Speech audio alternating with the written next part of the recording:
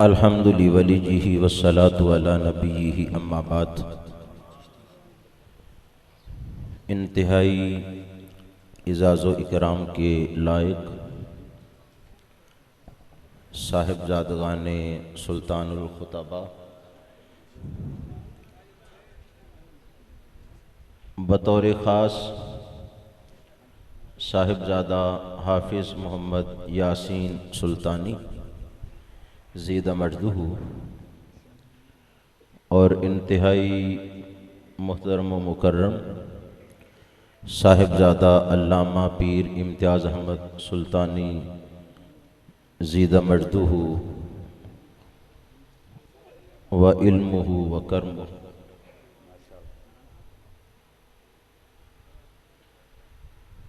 Stage पर तशरीफ़ फरमा मिंबर व मेहराब की रौनक वाइज़ीन खुतबा उलमा मुदर्रिसीन मशाइख सादात किराम मेहमानान गिरामी और आज की पुरवकार तकरीब इसाले सवाब में शरीक होने वाले मुहिब्बीन सुल्तानी आशिकान सुल्तानी व दीगर आइज़ा व अकारिब।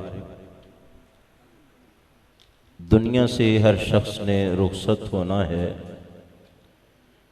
लेकिन जो रसूलुल्लाह सल्लल्लाहु ताला अलैहि वसल्लम का नाम लेवा होता है उसका रुखसत होना जुदा ही होता है। एक बाँखपन से जीना, एक बाँखपन से मरना, इन लोगों के मामलात अतवार अहवाल दीगर लोगों से मुख्तलिफ होते हैं। आज हमारी मजलिस के ममदूह जिनकी आवाज़ ने लाखों दिलों को जिला बख्शी है, जिनकी आवाज़ सुनने वाले सख्त दिल नहीं होते थे, नर्म दिल होते थे, जिनका सोजो गदा सुन के दिमाग में तकब्बुर नहीं आता था, आंखों से आंसू छलकते थे, जिनकी आवाज़ आज भी सैकड़ों हज़ारों शागिर्दों और मुहिब्बीन की सूरत में बाकी है और ता क़याम क़यामत बाकी रहेगी। उन्होंने अपने साहिबजादगान को तालीम दिलवाने के लिए किस कदर मेहनत की, एक मिसाल अर्ज किए देता हूँ। हज़रत अल्लामा मौलाना इम्तियाज़ अहमद सुल्तानी साहिब रियाजुल मदीना में तसलसल से इन्होंने हमारे यहाँ 8 साल दर्स निज़ामी किया, इब्तिदा से लेकर इंतहा तक। 2004 या 5 की बात है। उस वक्त आप जलालैन पढ़ रहे थे तो किबला सुल्तानी साहिब तशरीफ़ लाए। ज़रा बात पे गौर कीजिएगा, कितनी उन्होंने मेहनत की, दूर अंदेश थे और नताइज से कितने वाकिफ़ थे, गहरी और अमीक नज़र रखने वाले। आपने ज़िंदगी में कभी ये नहीं सुना होगा उन्होंने किसी सहाबी के ख़िलाफ़ भूल के कोई बात कह दी या ऐसी बात कही जो अहले बैत अतहार के मुकाम के मुआफिक ना हो। वो हमेशा खुले दिल से तारीफ़ करने वाले और मोहब्बत करने वाले थे और उनके चाहने वालों की भी यही कैफियत है। जलालैन का दर्स था तो मुझे फरमाने लगे कि आप, मुझे इनसे काम है लेकिन आप पहले सबक पढ़ाएं।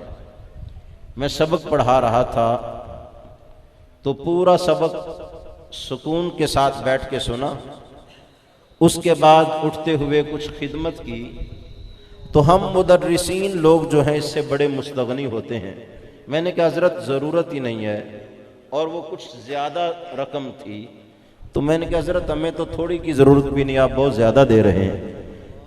कहने लगे आप ना घबराएं, आप रोके नहीं, मेहरबानी करें, हम आपके लिए नहीं कर रहे, हम तो दीन की खिदमत समझ के कर रहे हैं।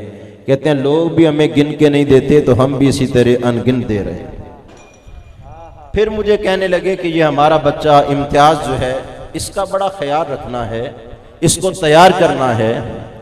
और बसा औकात आप जब वहाँ से तालीम के दौरानिया में गुजरते तो तशरीफ़ लाते और अपने इस बेटे से भी मिलते और ज़रूर ब-ज़रूर कोई ना कोई खिदमत करते। मैं कहता इसकी ज़रूरत नहीं है और हकीकत में हम ज़रूरत महसूस भी नहीं करते, अल्लाह ऐसा वक्त ही ना लाए। लेकिन उनकी मोहब्बत ऐसी थी, वो कहते थे लोग हम पर यूं ही माल कुर्बान करते हैं तो हम भी इसमें कोई कसर नहीं करेंगे, आप मुझे रोका ना करें। और आज 17 साल मुझे बाद पता चला कि जिस बच्चे के लिए वो इतनी कोशिश कर रहे थे, दर हकीकत 17 साल की पहली मेहनत जो है उसका नतीजा ये था कि वो अपने जनाजे का इमाम तैयार कर रहे थे। और वो बड़ी मेहनत और तगदो करते थे अपने बेटे के लिए। हाफिज यासीन साहब के लिए भी वो कुछ कोशिश करते रहे, लेकिन ये कुछ देर के बाद फिर किसी और इदारे में मुंतकिल हो गए।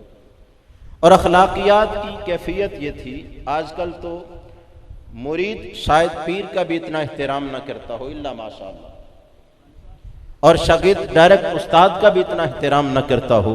हमारे वो बुजुर्ग थे, हमारे बाप की जगह थे, बचपन से हम उनकी तकारीर सुनते रहे और इसी गुजरांवाला से ताल्लुक था। किसी शहर में भी जाते हैं लोग इनके नाम से गुजरांवाला को जानते थे। हमारा फख्र, हमारा एजाज, हमारा ताज और हमारे बुजुर्ग हैं, लेकिन इनकी वजह से, अपने बच्चों की वजह से इतना एहतराम करते। कहीं खिताब जोश में भी कर रहे होते, मुझे जाना होता तो खड़े हो जाते और जब तक मुझे नहीं बिठा लेते बैठते नहीं थे। मैं अक्सर अर्ज करता हजरत ऐसा ना कि फरमाया करें, एक तो हम मुदर्रिस प्रोटोकॉल के ख़्वाह ही नहीं होते और दूसरा आपके साथ हमारा ये रिश्ता नहीं है, आप मेरे बुजुर्ग हैं। वो कहते वो बात अलग है, लेकिन हमारे बच्चों का जो उस्ताद है हम उसे अपना उस्ताद समझते हैं और कौम का उस्ताद समझते हैं। अखलाकियात को अपनाना भी ज़रूरी। आज उनकी आवाज़ में हज़ारों लोग बोलते हैं और अल्लाह करे क़यामत तक बोलते रहें, लेकिन उनकी आदात को भी अपनाएं कि वह जिसको एक बार जिंदगी में मिले हैं वो मरने तक उनकी मुलाकात को भूल नहीं पाया और उसे हमेशा याद रहेगा। लिहाजा अखलाकी एतबार से, आदात के एतबार से भी उनको अपनाएं और अपने आप का वक्त कीमती समझने की बजाय लोगों की दाद रसी करें। अगर कोई आपसे मोहब्बत करता है तो अल्लाह का शुक्र अदा करें कि अल्लाह ने आपकी मोहब्बत लोगों के दिलों में वदियत की है, और उसकी मोहब्बत का इम्तिहान न लें, बल्कि इस तरह आला अखलाक के साथ उनके साथ पेश आएं जैसे हमारे ममदू सुल्तानुल खुताबा और हमारे बुजुर्ग लोगों के साथ मोहब्बत, उल्फत और शफकत के साथ पेश आते थे। आज दिल से उनके लिए दुआएं निकलती हैं। खुदा करे उनके शागिर्दों के तरीके से, उनके साहबजादगान के तरीके से और अल्लामा पीर इम्तियाज़ अहमद सुल्तानी साहिब के अंदाज से क़यामत तक उनका फैज़ बढ़ता रहे। अल्लाह ताला उनकी रूह पुरफतू को आला दर्जा और मकाम नसीब फरमाए और उनके चाहने वालों को भी उस तरीक़ पे चलने की तौफीक नसीब करे। आमीन वमा अलैया इल्लल्लाह।